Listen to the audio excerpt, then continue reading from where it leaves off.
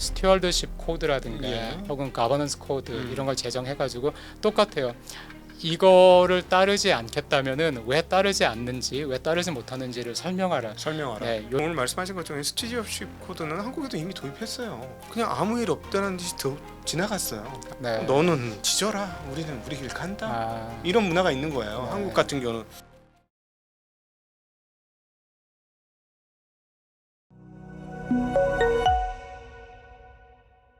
안녕하십니까, 증시학도TV 시청자 여러분, 투자자 여러분, 반갑습니다.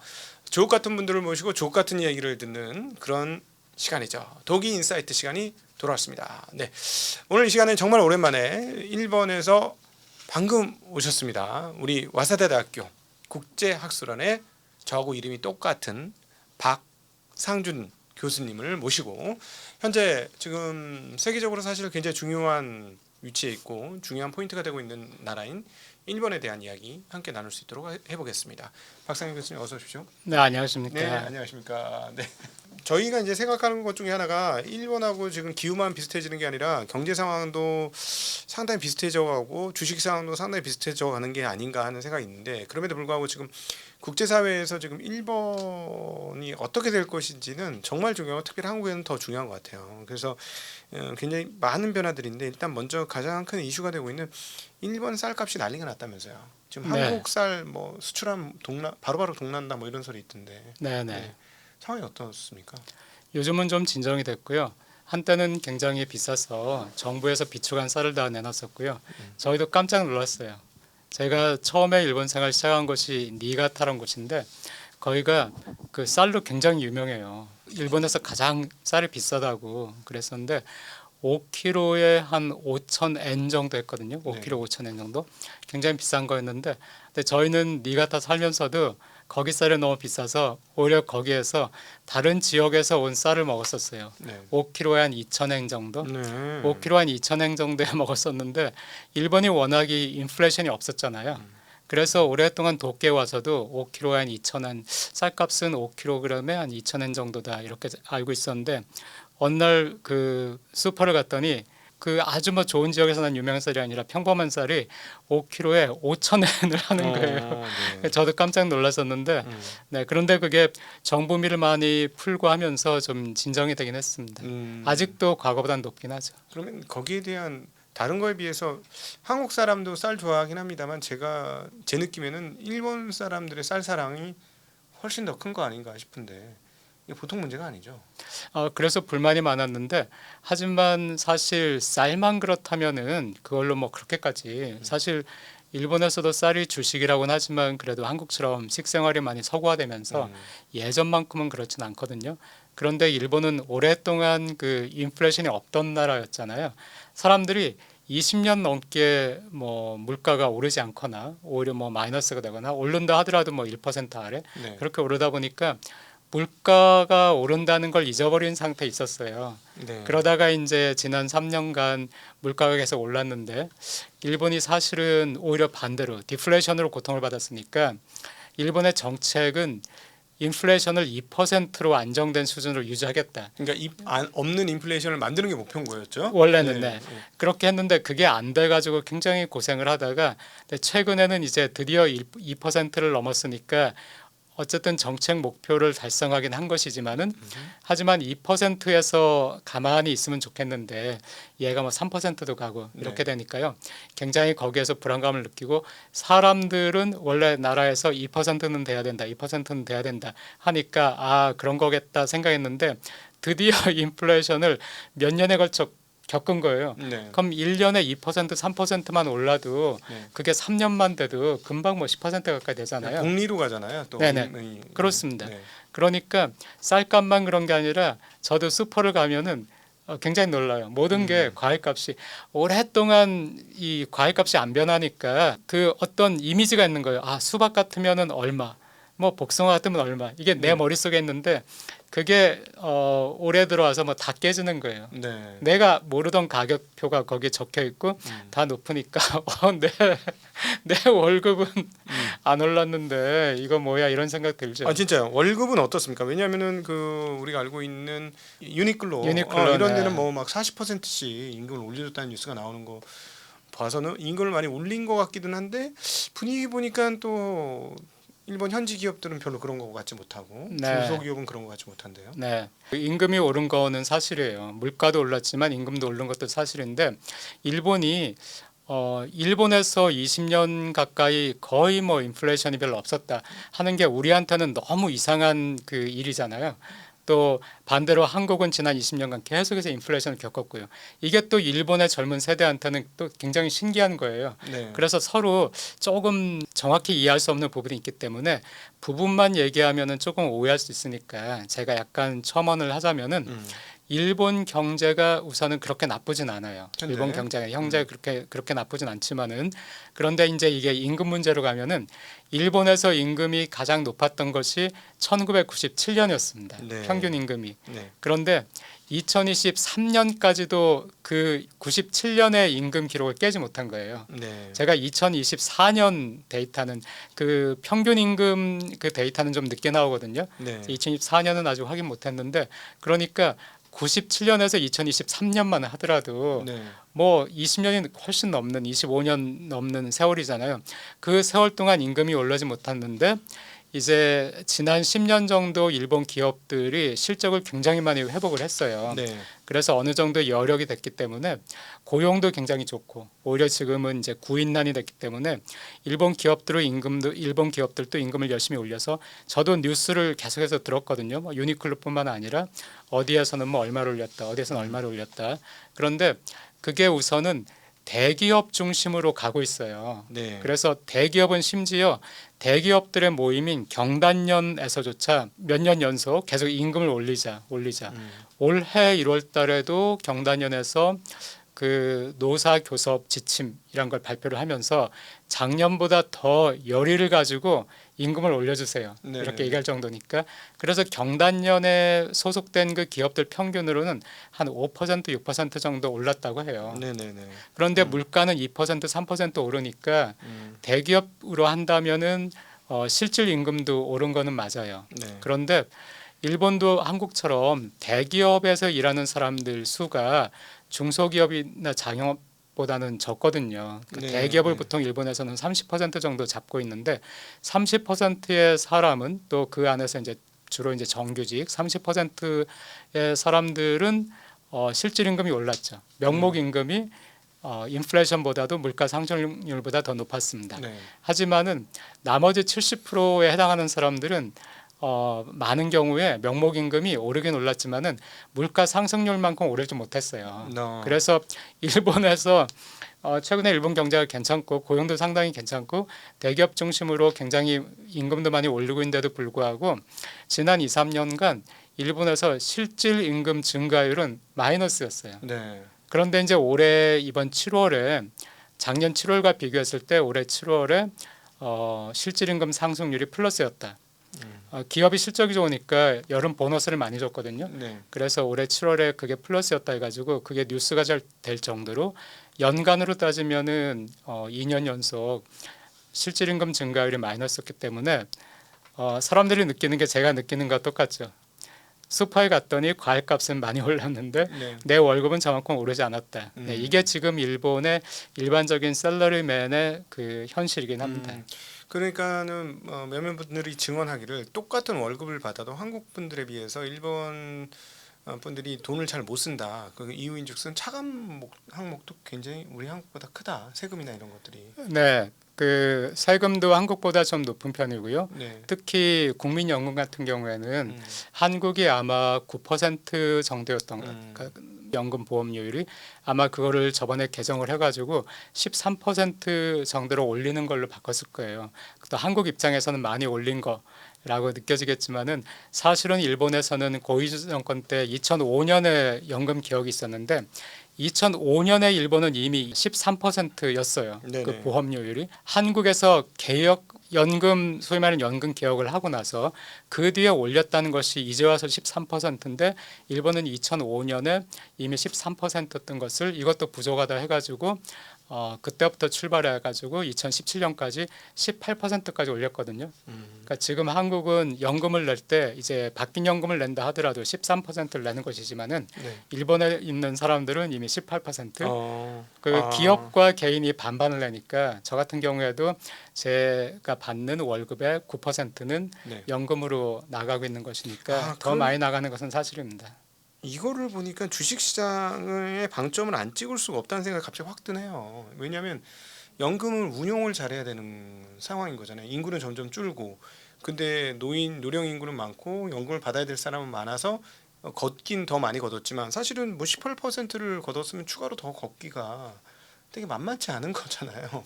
네. 기업 입장에서도 너무 부담되고 개인 입장도 부담이 되니 네. 그러면 그 방법은 뭐냐면 보존해 줄 수 있는 방법은 이 연금 자산의 운용 수익률이 올라가서 그 이 정도 걷어도 리턴을 해줄 수 있는 뭐 이런 정도가 돼야 되니 그러려면 주식시장이 올라가야 되는 거네요. 주식 시장을 그래서 주가를 올리고 싶다. 네. 정부에서 주가를 뭐 우리 연금을 유지하려면은 그 주가가 반드시 올라야 돼라고 생각한다고 해서 또 그렇게 정책을 추진한다고 해서 주가가 반드시 오르는 건 또 아니죠. 네. 뭐 저보다 훨씬 더 잘 아시겠지만 주가라는 거는 뭐 여러 가지 요인에 의해서 움직이겠지만 가장 중요한 건 일단 그 기업의 현재 실적 그리고 미래에 대한 기대 같은 것이니까요. 그런데 일본에서 사실 최근에 주가가 많이 오른 것은 그 가장 큰 이유를 따진다면은 일본 기업들의 실적이 굉장히 좋아졌어요. 그러니까 주가가 최고점을 계속해서 뭐 갱신한다. 2024년 작년부터 시작해서 최고점을 갱신한다 하고 있는데 역시 그 법인 기업의 일본 법인 기업들의 영업이익도 최고를 갱신을 하고 있거든요. 네. 뭐 소니라든가 히타치라든가 그런 기업들도 뭐 최고를 경신을 하고 있고 그러니까 일본 기업의 그 실적이 좋아서 주가가 올라간 것은 맞는데 정부 입장에서는 그게 굉장히 정부는 이제 바라는 그런 거죠. 그 연금 그 운용 수익률을 높아야 되니까 그래서 정부 입장에서도 사실 좀 푸시를 한 게 있긴 있죠. 네. 그래서 계속해서 뭐 PBR 1 이하인 기업에 대해서는 개선책을 내야 한다. 네. 네, 일본에서는 이게 강제 조항은 아니에요. 강제 조항은 아니고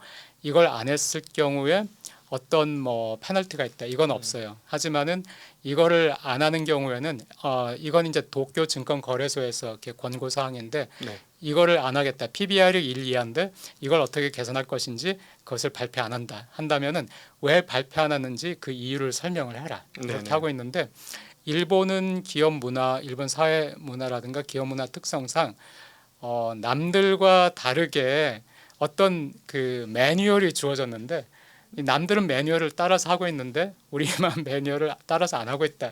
그래서 이거를 굳이 왜 안 따라 하느냐를 익스플레인 설명을 해야 된다. 예. 하면은 굉장한 부담감을 기업가들이 느끼기 때문에 굉장히 많은 그 기업들이 뭐 PBR 1 이하인 경우에 이걸 어떻게 해서 개선하겠다. 혹은 그 주주의 가치를 제고하기 위해서 네. 우리 기업은 어떤 노력을 하고 있다 하는 것들을 네. 그 기업 보고서에 많이 발표를 하긴 했거든요. 주주가치 제고 어떤 거가 많이 발표되는지 진짜 궁금하네요.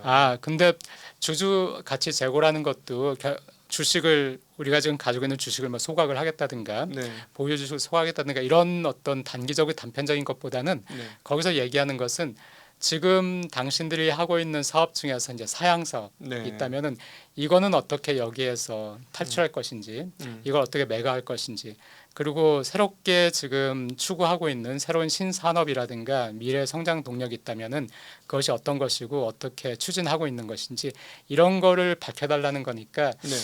그렇게 금방 뭐 그 주가를 올리기 위해서 기업이 취할 수 있는 어떤 조치 같은 건 아니긴 해요. 그런데 이제 그런 식으로 기업가들한테 경영주들한테 압력이 가해지는 거잖아요. 거래소가 주축이 된 거죠. 네네 그렇습니다. 그런데 이제 그 뒤에는 한국의 금융감독원에 해당하는 금융청이 또 있으니까 네네. 네 기업들이 이제 압박을 느끼긴 하고요. 그런데 사실은 일본에서는 주주의 가치 제고를 위한 노력이 주주의 가치를 제고하기 위해서 당신 기업은 어떤 것을 하고 있는가 이거를 보고서에 넣어라 하는 것은 이제 그 최근 1, 2년 사이에 나온 거지만은 그 이전에 2014년, 15년 그때부터 스튜어드십 코드라든가 예. 혹은 가버넌스 코드 이런 걸 제정해가지고 똑같아요. 이거를 따르지 않겠다면은 왜 따르지 않는지, 왜 따르지 못하는지를 설명하라. 설명하라. 네, 요 정도긴 하지만은 그래도 대부분의 일본 기업과 또 일본의 자산 운용사가 다 그 스튜어디십 코드라든가 가버넌스 코드에 가입을 하기 때문에 가입을 하게 되면은 그 자산 운용사가 예를 들어서 일본의 국민연금에서 자산을 위탁받아서 운용을 한다. 그럼 일본의 국민연금도 이제 이 스튜어디십 코드를 동의를 한 거예요. 예. 그리고 자기네 자산을 운용하는 자산 운용사한테도 이 코드에 동의를 하라 네. 한 거예요. 그러면은 내가 일본의 국민연금에 위탁을 받아서 자산을 운용한다. 그러면은 이 코드를 나도 그 동의를 했기 때문에 네. 그 코드에 따라서 내가 삼성전자의 그 주식을 샀다. 주식에 예. 투자했다. 자산 운용사로서. 그래서 삼성전자의 주주다. 그러면 주주총회에 가서 거기서 어떤 의결 사항들이 있잖아요. 네. 그러면 그 의결 사항에서 나는 어떤 투표를 했는지, 네. 나는 주식을 가지고 있는 주주로서 운용사로서 어떤 투표를 했는지를 밝혀야 되고, 그거를 반드시 공표를 그 해야 되고 웹사이트에 올려야 되고요. 그리고 그 이유까지 설명을 해야 돼요. 근데 그거를 안 하면 일본에서는 약간 매장당하는 분위기고 왜 그래야 되는지 이해가 안 되는 분위기라는 것이죠. 네, 그러니까 이거를 안 하게 되면 일단은 일본에서 가장 큰 펀드인 한국처럼 국민연금 가장 펀드잖아요. 네. 거기에서 자산을 위탁받을 수가 없는 없다. 거죠, 운영을. 네, 그러니까 그런 것도 있고, 그리고 또 말씀드렸듯이 이제 그런 다들 이 매뉴얼을 따라서 하는데 네. 나만 안 한다. 그래서 굳이 나는 왜 안 하는지를 설명을 해야 된다. 이거에 대해서 굉장한 압박감을 느끼기 때문에 거의 뭐 아마 자산 운용사 대부분 중에 90% 이상, 그리고 상장 기업의 거의 100%는 그 가버넌스 코드, 자산 운용사는 또 스튜어디십 코드, 네. 이걸 다 동의를 해서 지금 따르고 있을 거예요. 가버넌스 코드 같은 경우에도 그 가버넌스 코드에서도 그 기업에 대해서 가버넌스를 맡고 있는 사람들에 대해서도 당신들은 경영주로서 주주의 가치를 제고해야 되는 그런 의무를 지고 있다. 네, 이게 그 코드에 있기 때문에 그렇다면은 당신이 경영을 잘해가지고 그 주가를 높여야 된다. 네. 당신 기업의 실적을 높여야 된다. 이런 것이 있고 이거에 기반을 해가지고 이제 최근에는 그런데도 불구하고 당신의 회사가 뭐 PBR이 일기하다. 네. 그런데도 불구하고 뭐 주가가 안 오른다. 그렇다면은 과연 이걸 어떻게 타개를 할 것인지 그거를 기업 보고서에다가 명시하라. 네, 이렇게 그 압박은 계속 주고 있고 이런 게 기업의 실적이 나쁠 때는 다만 막 정부가 너무 막 저렇게 나서 막 간섭을 이렇게 될 수도 있겠지만은 지난 10년간 일본 기업의 실적이 많이 좋아졌고요. 예. 또 일본 기업도 스튜어디십 코드나 가버넌스 코드 같은 거에 대해서 많이 그 이성적으로 동의를 하는 그 분위기가 됐어요. 예. 과거 우리가 너무 경영이 엉망이었다, 음. 혹은 자산 운영이 엉망이었다. 이것 때문에 우리 기업도 안 좋아졌다라는 반성이 있기 때문에 기업 차원에서도 선제적으로 먼저 그 정부가 가버넌스 코드는 아마 2015년이었던 것 같은데 시작이 그 이전에 히타치 같은 것은 이미 가버넌스 코드에서는 또 사회이사도 굉장히 중요시하거든요. 예, 예. 그래서 사회이사를 뭐 전체 이사회 3분의 1 이상이 돼야 된다든가 하는 여러 조항들이 있는데 이미 히타치나 그런 일본의 그 큰 대기업들은 자기네가 구조 그 개혁을 시작한 그때부터 네네. 독립이사라고 해서 사회이사를 굉장히 중요시하게 여기고 왜냐하면 그 이전에는 너무 내부에서만 그 네. 실권을 잡은 경영자들이 네. 그 외부의 소리를 안 듣고 자기들이 과거에 했던 방식대로 하다 보니까 세상은 바뀌었고 시장은 바뀌었고 네. 뭐 유튜브의 시대가 되고 뭐 그 SNS의 시대가 되고 막 바뀌는데 과거 70대의 그 경영자들이 자기들이 전성기 때 80년대 막 일본이 제일 잘 나갈 때 그때를 기억하면서 했던 실패들이 많았기 때문에 네. 새로운 리더들은 이제 그 외부의 소리에 귀를 기울여야 된다 해가지고 사회이사를 굉장히 중요시하게 생각하는 거를 그래서 네. 정말로 우리가 하고 있는 사업과 관련이 있으면서 그 사업에 대해서 충분히 조언을 해줄 수 있는 그런 사람들을 이제 사회이사로 모시면서 히타치 같은 기업, 뭐 소니 같은 기업들이 사회이사에 외국인이 많이 들어오고 전문가가 들어오고 그 사회이사의 그 기능이 강화되고 하는 것들을 하고 있는데 그때 이제 일본 정부도 가버넌스 코드를 만들어서 이걸 추구해야 된다 이렇게 얘기했고 일본 기업들이 그런 점에서 많이 좀 변했어요. 네. 그런 상황 속에서 이제 최근에 그거를 더 이제 압박을 하는 이 보고서에다가 어떻게 주가를 높일 것인지 이거를 넣으라까지 나왔는데 마지막에 나온 것은 이 보고서에 어떻게 주가를 높일 것인지 이거를 넣어라 한 거는 반발이 그때는 좀 있었어요. 네. 그러니까 유니클로라든가 도요타는 설명했어요. 안 네. 넣고. 우리는 이미 충분히 그거를 의식해서 주주의 가치라는 걸 의식해가지고 이미 사업을 하고 있는데 굳이 보고서에 넣을 필요가 없다 이렇게 설명을 했으니까 일본에서는 그 정도 되는 기업들이 유니클로나 도요타, 유니클로나 도요타는 어느 정도는 정보 정책에 대해서 불만의 소리를 내는 기업이긴 하거든요. 네. 하지만 증권거래소에서 이런 거를 권고안을 내렸는데 거기에 대해서 나는 설명하겠다, 나는 막 컴플라이 따르지 않겠다 하는 것이 있었기 때문에 거기까지는 그렇게까지는 정부에서 한다는 것은 조금 무리가 아닌가 그런 얘기도 있었습니다. 그럼에도 불구하고 확실히 문화 차이가 있네요.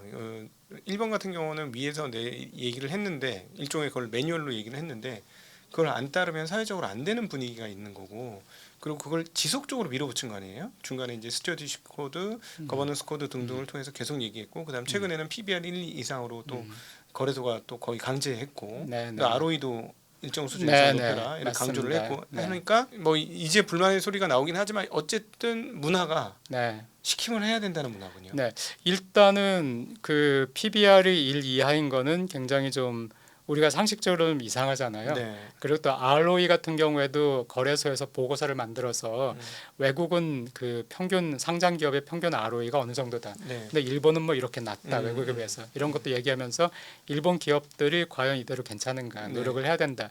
이런 얘기를 하면은 상식적으로 동의 안 하기 어렵잖아요. 맞는 말이잖아요, 사실. 네. 그렇기 때문에 맞는 말이니까 또 뭐 거부하기가 어려운 면도 있고 또 말씀하신 것처럼 그 매뉴얼이라는 게 일본 사회의 단점이기도 하고 장점이기도 한데 약간 얘기가 달라지지만 같은 매뉴얼이라는 차원에서 그 문화 차이 말씀하셨으니까 한국이 최근에 그 산업재해가 많아서 굉장히 그 우리 사회에서 이걸 좀 고쳐보자, 산업재해 줄여보자 얘기를 많이 하잖아요. 일본에 비해서 거의 그 2배 정도 산업재해가 많은데 그런 걸 이제 공부하시는 한국은 왜 이렇게 산업재해가 높을까? 그래서 법의 문제라든가 그 산업재해법이라든가 여러 가지 법이 또 만들어지잖아요. 그런 차원에서 이제 그 일본과 좀 비교를 해보자 이렇게 했던 분들한테 그런 얘기를 자주 들어요. 그러니까 한국은 산업재해에 관해서 안전에 관해서도 어떤 매뉴얼이 있지만은 그 매뉴얼을 어기는 거를 그냥 업계 관행으로도 생각한다. 그런데 반대로 일본에서는 그 매뉴얼이 좀 더 구체적인데도 그 매뉴얼을 지키는 게 또 업계의 관행이기 때문에 심지어 매뉴얼이 옳지 않다고 생각할지라도 매뉴얼이 옳지 않다고 생각하면은 불만은 할진 모르겠지만은 그래도 그 매뉴얼을 받아들이고 그거를 이제 하는 거 그거는 좀 더 문화적인 것 같은데 단지 또 일본 같은 경우에는 어느 한 매뉴얼을 만들거나 그 매뉴얼을 고칠 때 굉장히 많은 시간을 거쳐 가지고 천천히 해요. 이게 또 일본의 문제죠. 슬로우하게. 그런데 굉장히 긴 기간을 거쳐서 많은 사람들이 얘기를 들으면서 천천히 하니까 그렇게까지 무리하게 사람들이 현장에서 이 매뉴얼은 너무 터무니없어. 이런 무리한 매뉴얼은 잘 만들진 않는 것 같아요. 네, 그래. 사실 그 부분에서 정말 문화 차이 정말 큰 것 같아요. 한국은 소위 말해서 융통성, 융통성이라는 단어를 놓고 보면 일본과 한국이 겉은 비슷하나 극단적으로 차이가 난다는 점을 거기서 느낄 수 있거든요. 와사다에서 굉장히 유명한 와사다 대학에서 학생들이 그 학생 서클에서 굉장히 유명한 배우를 섭외를 해서 굉장히 그 재밌는 그 강연회를 연 거예요. 되게 특이한 강연회를 저는 모르고 있다가 막 홍보를 하더라고요. 오늘 뭐 2시에 시작하니까 지금 막 줄을 서세요 막 이런 식으로. 그래서 그런가 나 2시에 별일 없는데 이거 좀 볼까 하고 줄을 서러 갔어요. 줄을 서러 갔더니 지금부터 오신 분은 여기 쓰세요 해가지고 이제 거기 섰어요. 서가지고 기다렸는데 2시가 됐잖아요. 내 조금 앞에서 딱 자른 거예요. 여기까지 좌석에다 찼습니다 하고 가서 좀 서서 봐도 될 것 같고 뭔가 너네가 막 홍보하다가 너네가 지금부터 오신 분은 여기 서세요 가지고 여기 섰는데 어떻게 내 몇 자리 앞에서 딱 자르고 그냥 자리 찼으니까 이제 안 됩니다. 나머지 분 가세요 하는데 저는 너무 화가 나는 거예요. 우리는 보조자 연락 찾죠. 보조자 연락 찾아가지고 막 계단에 막 앉게 하고 막 그러지 않았습니까? 그 화가 나가지고 무슨 한마디 야 나는 그냥 길 가다가 니네가 막 홍보해가지고 왔는데 이런 식으로 막 사람을 돌리면 한마디 하고 싶은데 내 뒤에도 잔뜩 서 있었는데 전부 아무 말 없이 그냥 쓱 사라지는 거예요. 네. 그러니까 무슨 말 할 수가 없어요. 맞아요. 그게 좋고 나쁘고를 떠나서 저도 오래 살면서도 그런 일을 겪으면은 정말 다르다 이런 생각을 해요. 사실 오늘 말씀하신 것처럼 스튜디오십 코드는 한국에도 이미 도입했어요. 그렇군요. 도입했는데 그냥 아무 일 없다는 듯이 지나갔어요. 그러니까 네. 너는 지져라. 우리는 우리 길 간다. 이런 문화가 있는 거예요. 한국 같은 경우는 그게 어떤 면에서 융통성에 의해서 속도가 굉장히 빠르다는 측면도 있지만 이렇게 지켜야 될 것도 안 지키는 거가 되는 거죠. 그러니까 결국은 우리는 법을 바꿔야 되는 거야.